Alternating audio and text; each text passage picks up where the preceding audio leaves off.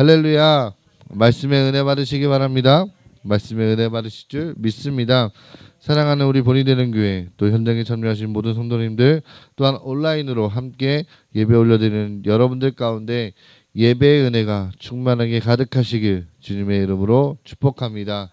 여러분, 오늘 말씀의 제목은 거룩한 씨를 약속하신 하나님이라는 제목으로 말씀을 나누고자 합니다. 여러분 혹시 누군가와 약속을 해본 적이 있으실 것입니다. 뭐 가족, 직장 동료, 아니면 친구분들, 그리고 나 자신과의 약속을 한 번도 안 해본 사람은 없을 것입니다. 그런데 우리 사람이 하는 약속에는요 한계가 있습니다. 여러 가지 상황과 또 환경 때문에 100% 지키는 것은 불가능하고, 또 심지어 그 약속을 금방 잊어버리기도 합니다. 그러나 한번 약속하면 절대로 잊지 않으시고 무조건 지키시는 분이 계시죠. 바로 하나님이십니다. 하나님께서 사람을 다루시는 방법은 약속, 그 언약의 방법입니다. 그래서 성경을 뭐라고 얘기해요? 약속의 책이라고도 합니다. 그 중에 오늘 우리가 함께 살펴본 본문은요, 하나님께서 이사야 선지자에게 거룩한 씨라는 약속의 말씀을 주시는 장면입니다. 하나님의 말씀은 그 시대에서 끝나는 것이 아니라 오늘을 살아가는 저와 여러분들에게도 동일하게 적용되는 말씀인 것입니다. 그렇다면 오늘 본문에 나오는 거룩한 씨가 무엇이고 어떤 의미를 지닐까라는 것을 오늘 말씀을 통해서 한번 살펴보도록 하겠습니다.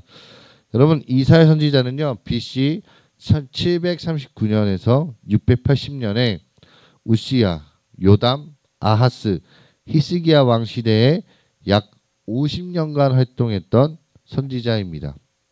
특별히 오늘 우리가 살펴본 이사야 6장 말씀은요, 하나님께서 이사야를 선지자로 부르시는 장면이 담겨 있다라고 해서 소명장이라고 불립니다. 여러분, 오늘 말씀을 통해 하나님 앞에 우리가 어떻게 살아야 하는지 살펴보도록 하겠습니다. 첫 번째, 우리는 어떻게 살아야 될까요? 우리 죄를 깨닫게 하시는 하나님께 순종해야 합니다. 우시야 왕이 죽던 해 이사야는요 환상을 보게 됩니다. 이어 스랍드, 즉 천사들이 하나님 영광 앞에 얼굴과 발을 가리고 만군의 여호와 영광이 온 땅에 충만함을 이야기했습니다. 이사야는 하나님의 거룩하심과 영광을 마주하게 되자 자신의 죄를 깨닫게 되었고 자기가 죽어 마땅한 죄인이라는 사실을 알게 되었습니다. 그러면 그게 어디에 나오냐면요, 오늘 6장 5절 말씀입니다. 우리 6장 5절 말씀 함께 한번을 통해서 읽도록 하겠습니다. 그때 내가 말하되 화로다 나여 망하게 되었도다.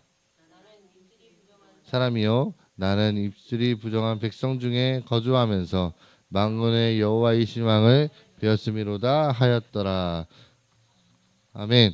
자, 거룩한 하나님의 영광 앞에서 이사야가 탄식하며 울부짖었던 장면을 보면 마치 이런 모습과 같습니다. 어떤 모습과 같냐면 여러분들이 집에서 이제 깨끗하게 청소한 방에 창틈 사이로 그 빛이 비치는 모습을 떠올려 보시기 바랍니다. 여러분, 아무리 깨끗하게 방을 청소했다고 해도요, 빛을 비추면 여전히 그 수많은 먼지가 이게 떠나지는 것을 볼 수가 있습니다. 청소를 했다고 해도 그 빛을 비추면 여전히 수많은 먼지가 떠다니는 것을 발견할 수 있게 되는 것이죠. 여러분, 겉보기에는 문제가 없는 것 같고요, 죄가 없는 것 같아 보여도 하나님의 그 영광의 빛 앞에 서면 눈에 보이지 않던 먼지가 빛에 비추어서 다 드러나듯이 우리의 모든 더러움과 죄는요 하나님 영광 앞에 다 드러나게 되어 있습니다. 그러나 이것은 우리를 낙담시키는 것이 아니라 우리를 겸손하게 하시는 하나님의 그 깊은 뜻이 담겨 있는 것입니다. 빛이신 하나님께 가까이 다가갈수록 우리의 자신을 더 명확하게 볼 수 있기 때문입니다. 여러분, 이사야는 그 거룩하신 하나님 앞에 자신의 모든 죄를 탄식하며 애통하는 마음으로 고백했습니다.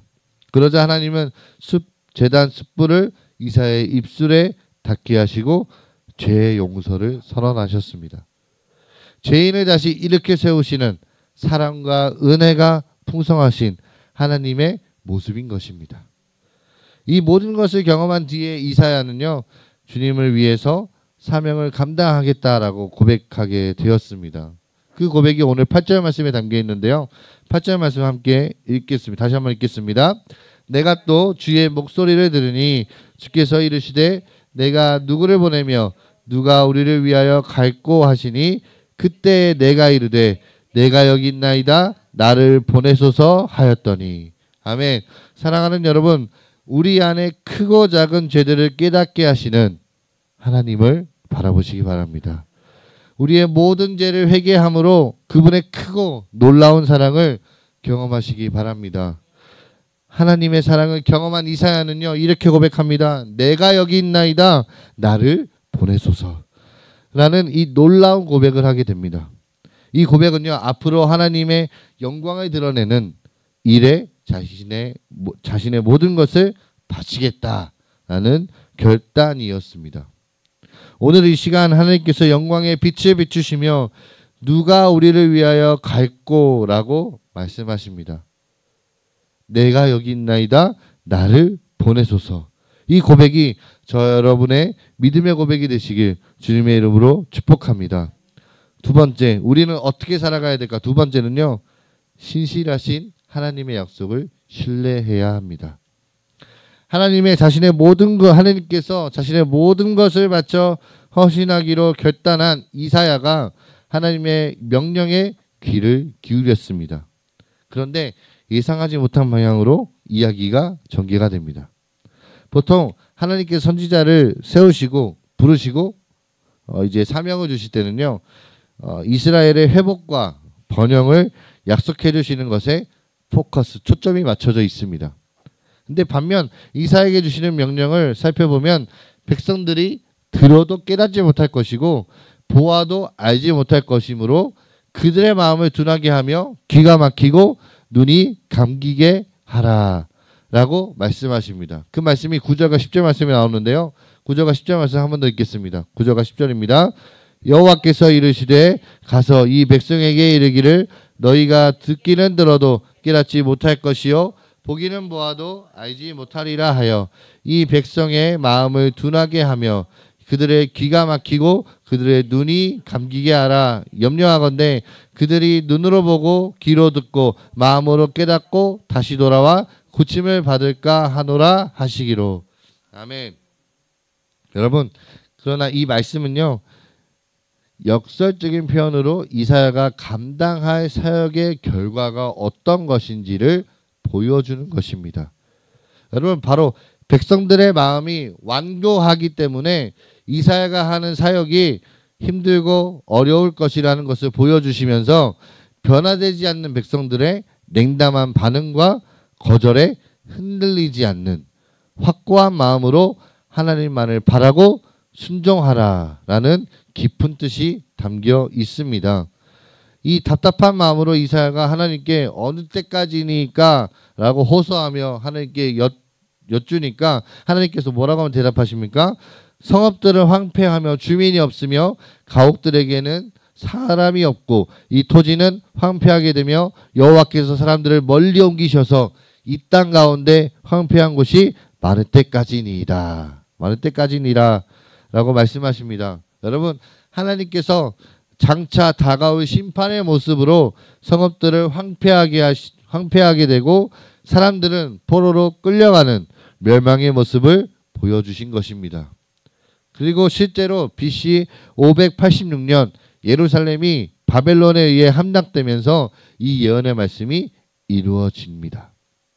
사랑하는 여러분, 그러나 우리가 기억해야 될 것은 뭐냐면 하나님은요, 죄에 대해서 분명히 심판하시는 공의로운 분이시지만 피할 길을 마련하시고 우리를 품어주시는 사랑의 하나님이라는 사실을, 여러분 13절 말씀에 나무가 배임을 당하여도 그루터기는 남아있다라고 말씀하시는데 이 나무는 어떤 것을 의미하냐면 상징하냐면 하나님 나라의 백성을 상징합니다.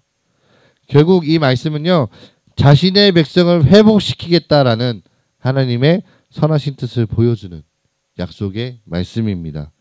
이렇게 하나님께서 분명한 회복의 약속을 주셨고 우리는 그 신실하신 하나님의 약속을 신뢰해야 하는 것입니다. 또한 하나님께서는요, 거룩한 씨가 이 땅의 그루터기니라 라고 말씀하십니다. 여러분, 그럼 그 거룩한 씨는 무엇일까요?